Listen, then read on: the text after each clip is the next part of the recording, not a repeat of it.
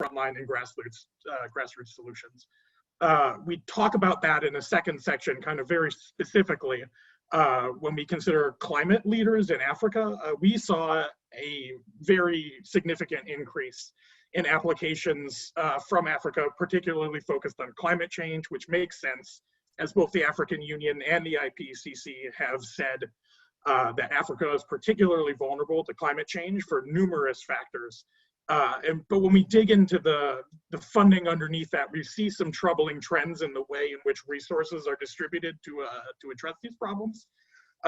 Particularly, I mean, just put bluntly, which we believe follow in the footsteps of colonialism and ongoing exploitative history on that continent. Finally, the last piece that we talk about is we have all of this data, but we definitely feel the constraints of what we can do with that data.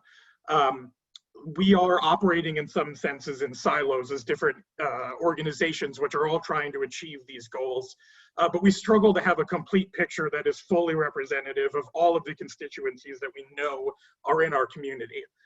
So one of the trends we are talking about this year is particularly the need to be more open as a field with this information and really share things more broadly so that we can better advocate for the needs of our fellows and use our collective strength.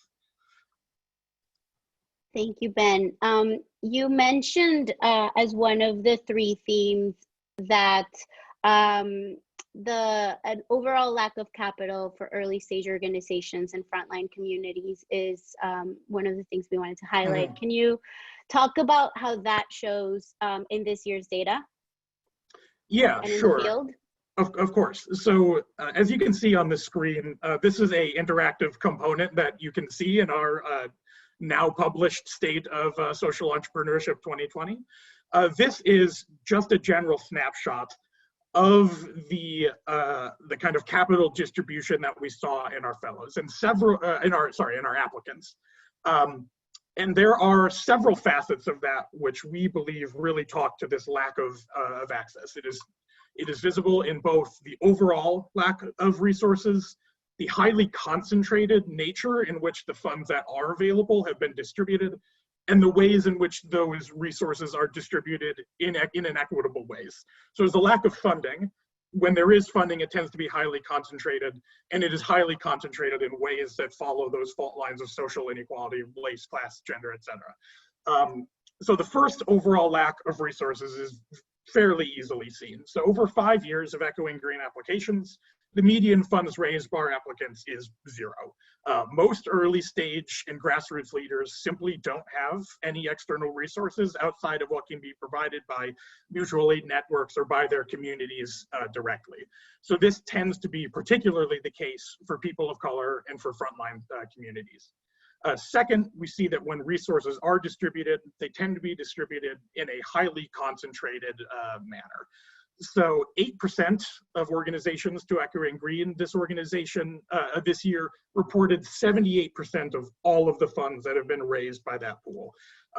When you dig into that, the top 1.5% of those organizations raised nearly half, 40% of all of the funds overall. So we're seeing a kind of funding landscape where a very limited number of leaders receive substantive resources while most applicants have little to no access to the external resources necessary to function. And finally, when we dig into that concentration of funds, we see that our applicants, we see that it is distributed in inequitable ways. So for example, 40% of our applicants are citizens of an African country, 41% are citizens of a North American country, largely the United States. But in terms of fund raised, applicants from North America received 58% of funds raised, where those who are citizens of Africa received 17%. So there's an obvious geopolitical dynamic there in terms of accesses to resources, which we don't think is frankly, it isn't entirely surprising. We see consistent similar trends even when you dig into the resources. So most resources are concentrated in the United States.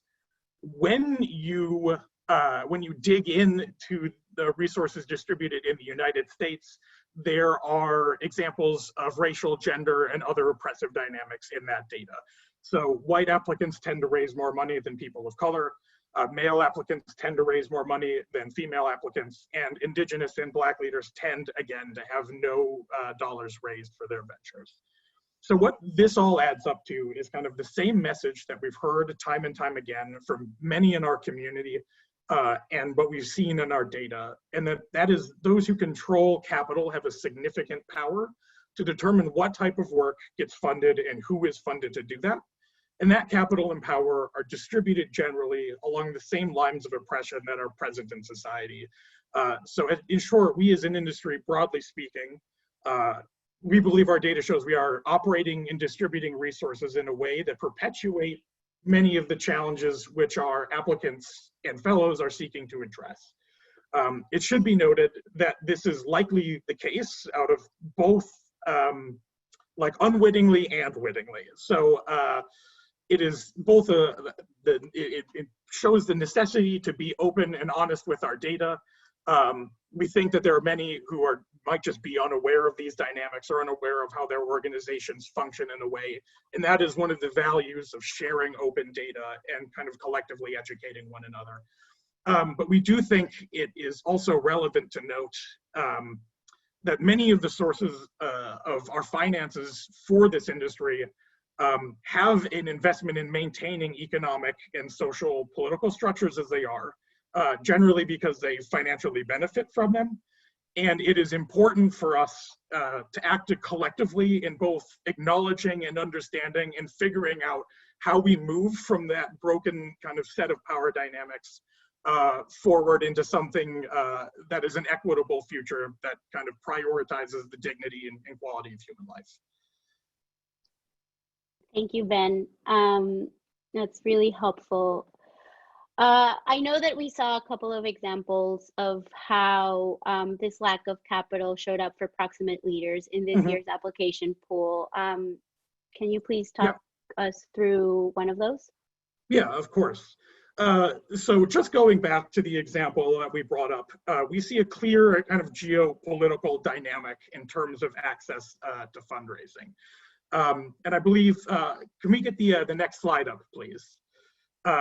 So this is, again, is another slide from our State of Social Entrepreneurship. This one focuses on the concentration of resources, particularly for climate fellows or climate applicants to our climate fellowship in Africa.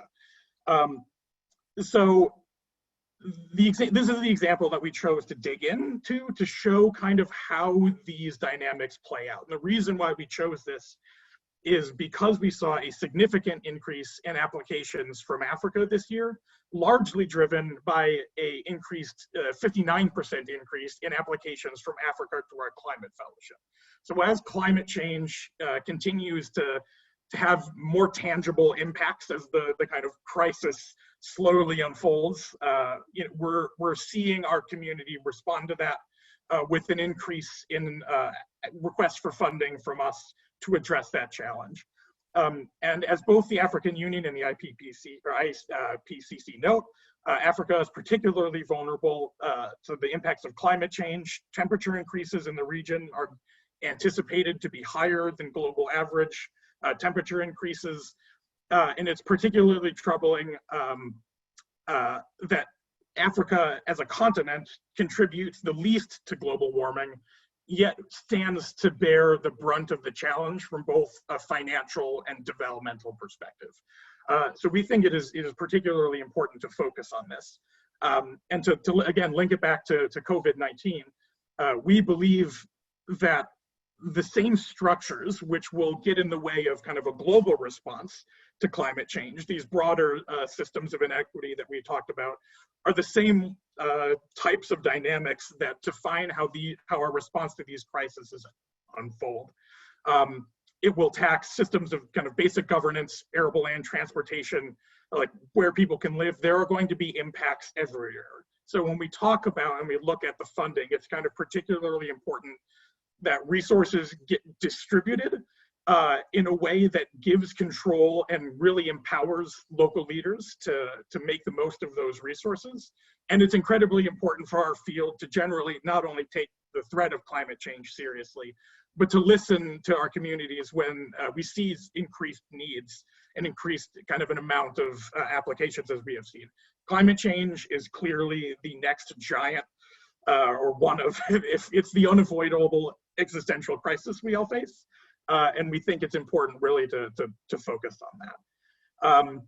So digging into the, as you can see on this, both on the previous slide and on this slide, our data shows the field is lagging behind in a lack of access for capital to leaders solving climate issues in Africa. So climate fellowship leaders in Africa were 51% of the climate pool, yet raised 16% of the funds for all climate related work. So there's a big disparity in funding to African countries. 50% of all of the funds raised for climate work went to the top 1.5% of organizations, which is a higher rate of concentration than the general. Like the general is very concentrated. We're seeing even higher concentrations in climate. We know that is partially because a lot of climate work is research oriented, but again, that kind of concentration is a challenge. Yet when you look at the concentration of climate investments in Africa, only 26% of resources have been raised by those organizations making over $1 million. So you're seeing evidence of far fewer kind of large scale climate investments happening on the African continent. And we also, again, digging down into that concentration, we see that there is a significant disparity in what leaders are chosen to lead organizations addressing climate issues in Africa. So while this data doesn't reflect members who consider themselves members of the African diaspora, I think that's important to note. But we do see that individuals with African citizenship are 92% of the leaders who are doing this work on the continent. Yet they only receive 44% of the funding. Where the 5% of applicants who are North American citizens have received 37% of the resources. So there is, again, a very large geopolitical kind of dynamic about proximity to concentrations of resources and your ability to access those, which if we're going to be quick and responsive, that cannot be a dynamic that maintains its way in the future. We think it's important to particularly note this as for funders who are making kind of decisions about the flow of resources and capital. Thank you so much for that, Ben. That's really helpful. So this data set that we have the privilege to review and analyze, and that I mentioned is, one of the largest collections of data on early social enterprise applicants. We know at Equine Green that it's not representative of every leader that we're seeking to support. And so there remains a gap in data for underrepresented leaders. How did you address this in the report? Yeah, so we collect self-reported data from leaders across the world, but we always, like as we noted before, and as you noted now, we struggle because we understand that this is only a piece of the puzzle, right? Like we do not have data on both all of the communities that are part of all the constituencies that are part of our community. And so as we try to advocate in the interest, we find that we are both limited by our internal set of data, by particularly in areas where we struggle to recruit sizable populations, but we also know that we're limited by our internal constraints. So we collect data in a way that standardizes and categorizes applicants along data that is interesting to both our mission and interesting to funders, but it's not necessarily always primed to help build a movement that can better advocate for the interests of our fellows. Yet all of that, so all of that is all to say that we have those factors create some internal hesitancy around being entirely open with our data. But we've recently, I think, been thoughtfully criticized and really reflected on this. And we've come to the conclusion that, limited or not, open data is a necessary component to kind of building connections, resources, and empowering both our applicants and our fellows to advocate for their own self-interest.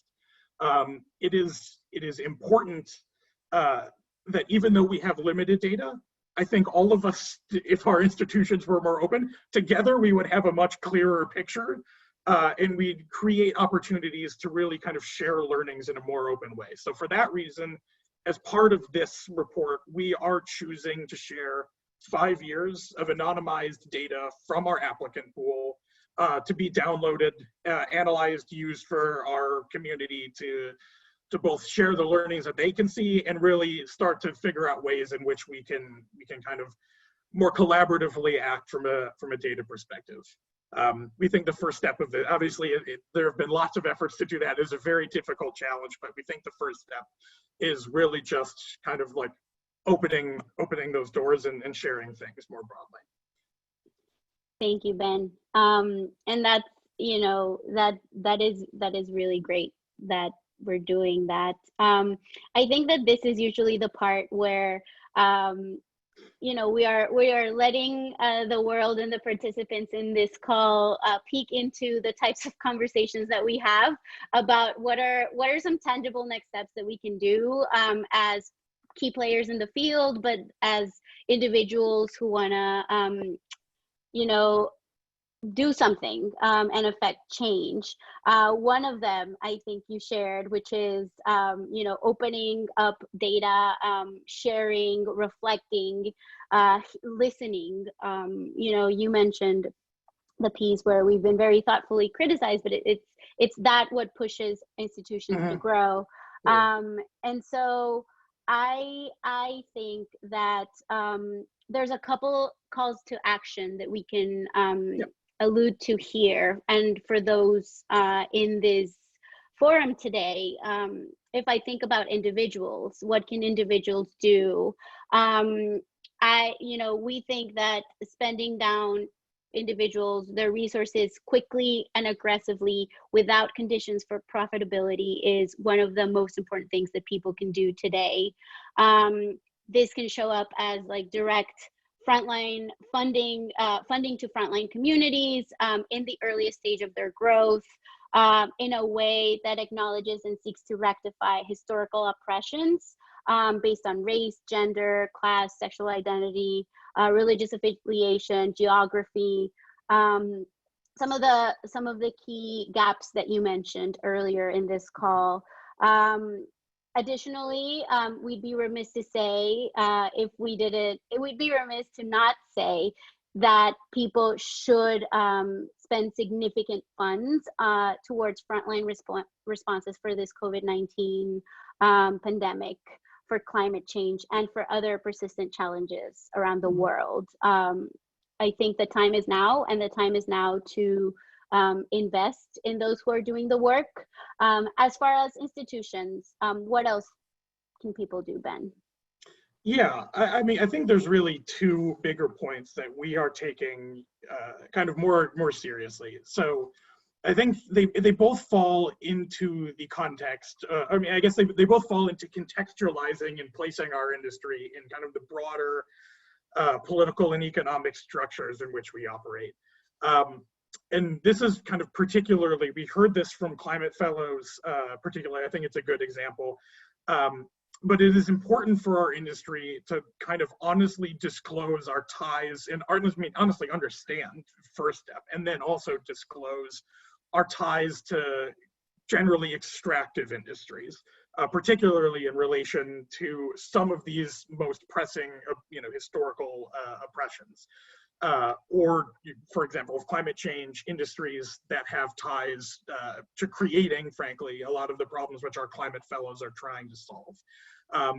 It is important that we kind of use those resources in a way that is transformative and open and honest about where it comes from, so we can really just make sure that the resources we are operating with are actually going and coming from industries that are genuinely committed to transforming to transforming those key systems that we need to change. I mean, I think the second one is, this is a very big challenge. We're going to open it up, but it's we see control of resources and power distributed along these same lines of historical oppression that we have seen in for a long time. And a lot of that, we believe, is just because the control of those resources are maintained within institutions that have some sort of investment in maintaining them.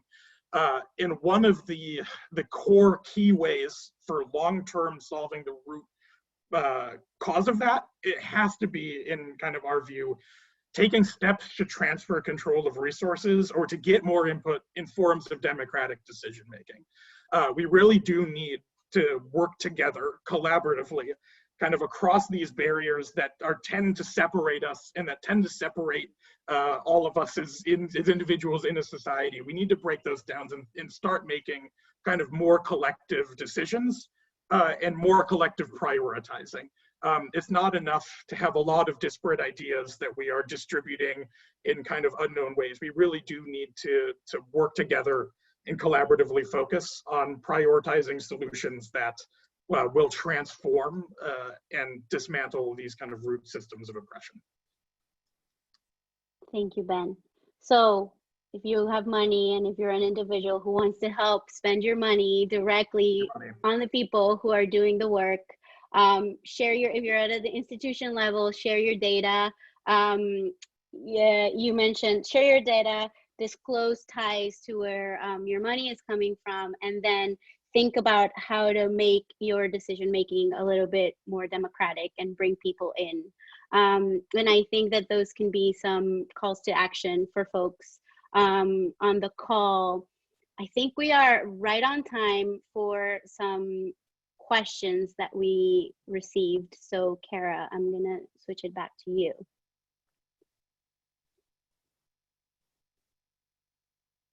Great. Yeah, so I've been eyeing the questions that have been coming into the chat. Thank you for all of those who have contributed, and you can feel free to post any additional ones that you have. So we have a question, well, first from Nora, who asked if we're sharing slides, and yes, we can share slides after this presentation.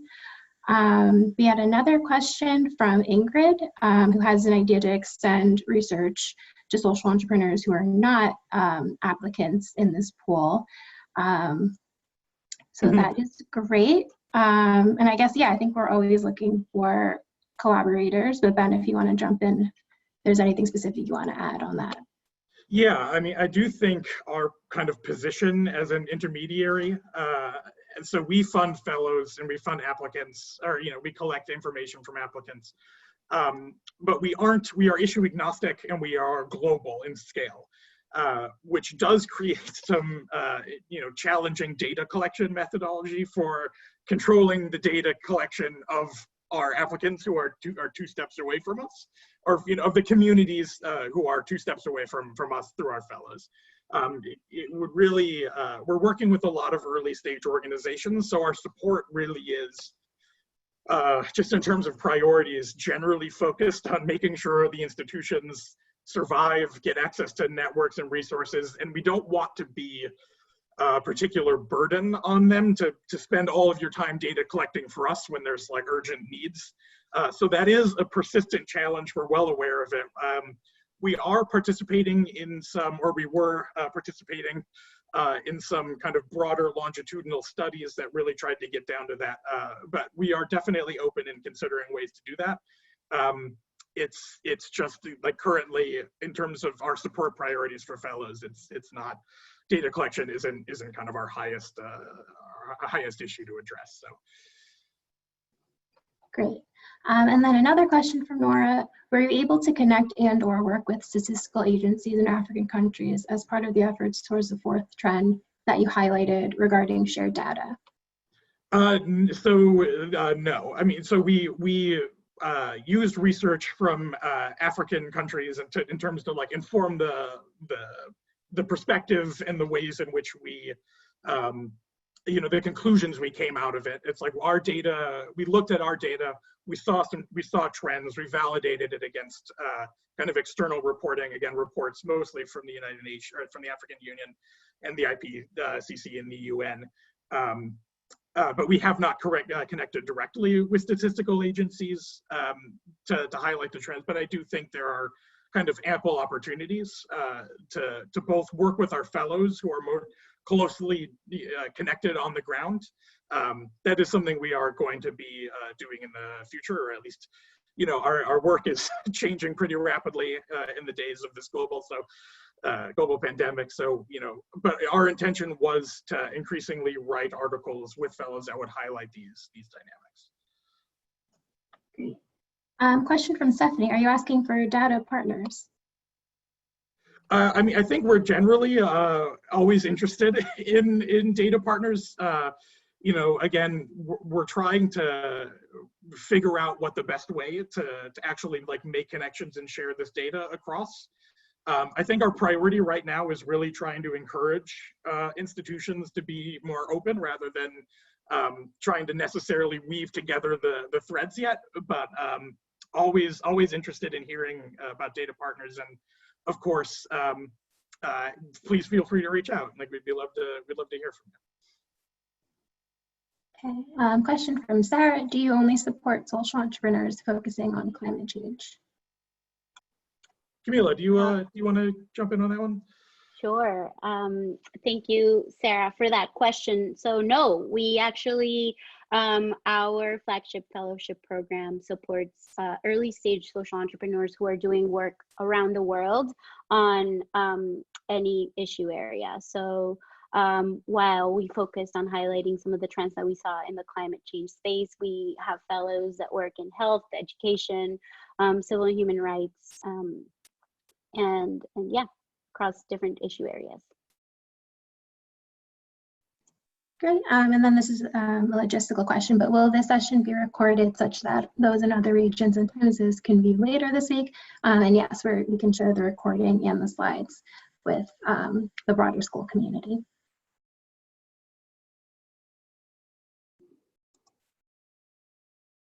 Any other questions from anybody out there?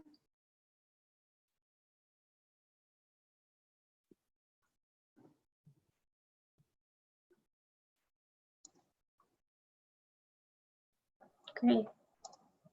If not, Cara, this is Cheryl Dorsey from Echoing Green, even though I'm appearing under my colleague, Joanna, under her handle. So I appreciate her letting me join, but I really appreciate the group joining. My colleagues, Ben and Camila and the entire team and Cara spend a lot of time and care on this data analysis, and we're incredibly grateful to their hard work. So please check out the blog post, which will provide more in-depth information. And as Ben and Cara shared, we will absolutely share these slides. But just to give you a longitudinal view, the number of applications this year was up about 6.5% from last year, underscoring the global excitement and engagement and continued growth of social innovation is not only a field of endeavor, but a true global social movement. And as Camila shared, it is truly global, given that we receive submissions from 161 countries and territories. We are in real time, as I know that you all are, trying to course correct and get our sea legs in light of the pandemic. We were set in the next couple of weeks to invite 42 finalists to New York City to hear more about their business plans for social good. And obviously, we've had to suspend that in-person interview process in light of travel advisories. But in addition, the world has shifted for all of us. So we have pushed out our 2020 fellow selection process while also trying to work with our finalists, many of whom are vulnerable in terms of just sort of the early stage fragility that happens as you're starting a social enterprise, to see if those who are on the front lines of doing this work will continue to do the work in light of the COVID-19 crisis, and or if they are pivoting in light of the crisis. So please stay tuned for a rejiggered selection timeline, but we are committed to funding some of these frontline leaders. They need us now more than ever. And I think we only have to look at some of the financial fallout from the last financial downturn, 2008. There's a lot of good data out there of the hit that nonprofit organizations like most of us are part of. We saw in 2008, within a year, about a 10% decline in giving. It was about another 6 or 7%, I believe, in the subsequent year, and it is still not recovered fully prior to that financial recession. So I think all of us are working very, very hard with our communities to think about the immediate fiscal management techniques that have to be put in place, and the other sort of retrenchment strategies that we're all thinking through. And we look forward to continuing to share that information with you all as we are with our community. Thank you so much, Cheryl, for sharing that piece. And thank you everyone who participated today, and Skoll Foundation for having us. Thank you, Ben, for sharing the insights of the fellowship application pool, and Cara. So like Cheryl said, if you want to dive deeper into everything that we shared today, please log on to echoinggreen.org and check out our State of Social Entrepreneurship. As an organization, we're mobilizing towards COVID-19 to support our fellows who are at the front line. And you can also check out what we're doing at echoinggreen.org/COVID-19. We have a couple of additional sessions this week. Wanted to highlight one tomorrow on investing, and one on Wednesday on taking care of our entrepreneurs, as well as one on Friday that we are co-hosting with the Skoll Foundation and the Bridgespan Group on overcoming racial bias in funding. To keep up to date on everything else related to Echoing Green, please visit, check out our social channels, where we're sharing all of the things, all of the great things that are happening. And in the meantime, we, as from the entire Echoing Green, we send you well wishes and good health to you and your communities. And thank you all for joining today. Camila, can I make one more question? This is Cheryl again. And again, I'm so grateful to your leadership, Camila, your leadership, Ben. This was really just a phenomenal session, and yet again, underscores the power of data to help guide the work that we all do in this sector. So thank you for your honesty in recognizing what we've got right, what we've gotten wrong, and how we continue to make the world by walking. But some of our participants, I think, have rightly, and as all good visionary leaders do, sort of try to contextualize this moment in which we live and how we're all thinking about life post the current crisis. And again, Ben, I think you said it best in this idea that not only do pandemics thrive on inequity and inequality, they expose and unearth the structural inequities that hit different populations so disproportionately. And I think our common reflexive move is all energy goes into getting through the crisis at the moment with the current frame. Let's just get back to business as usual. And those of us who stand in this breach of saying we can't get back to business as usual because of these inequities have their boot on the neck of too many of us. And this is really a moment to reimagine and recreate what a new normal might look like. And I've heard it more and more from a growing chorus of committed global citizens who recognize that we are all inextricably linked, and we've got this moment. And the question is, what are we going to do about it?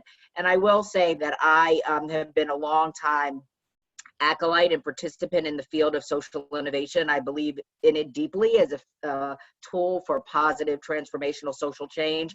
And I've been really buoyed by the collective action and the belief that we are stronger together, but we as a field have never really sort of forged the connective tissue in the way that we need to, but it is starting to happen, and it's been wonderful to see. So I think we have a moment, and it's questions from folks like Debbie and Ingrid and Nora and others, like, what happens after this conversation? How does Ben reach out to those of you who are really interested in his leadership around data sharing, equity, and data plays? How do we make sure the work that happens tomorrow and next week and next month is as powerful and even more so than what we experienced today on this call? So I think we just got to commit to continue to stay in touch and work on this. Ben, Camila, Cara, anyone else want to add anything? No, Cheryl, I think you said it right. The time is now for us to work together and be flexible, and you know, the moment is now to act. I Absolutely. think you summarized it pretty well. Yeah, always be plugging. Please, if you liked it, please, take a chance to, or take a moment to look at the report. We think we really dug into a lot of these components kind of more deeply in the report. I think we really spoke to the heart of some of these issues that have come up in the comments and questions. And we really appreciate your attention and any comments that you can make. I think building collaboratively is really the only way to kind of address any of these problems long term, as Cheryl, you were noting. And yeah, I just appreciate everyone for listening, and thank you. Wonderful. Yeah, thank you, everyone.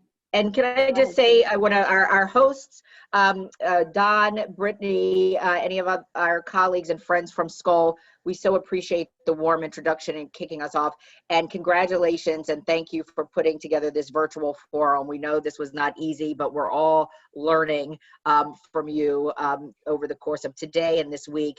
If you have any parting words, please jump in. But we're really grateful that you've kept this space and held it for all of us, and the work you do in tending to this global community is really just so important. So thank you.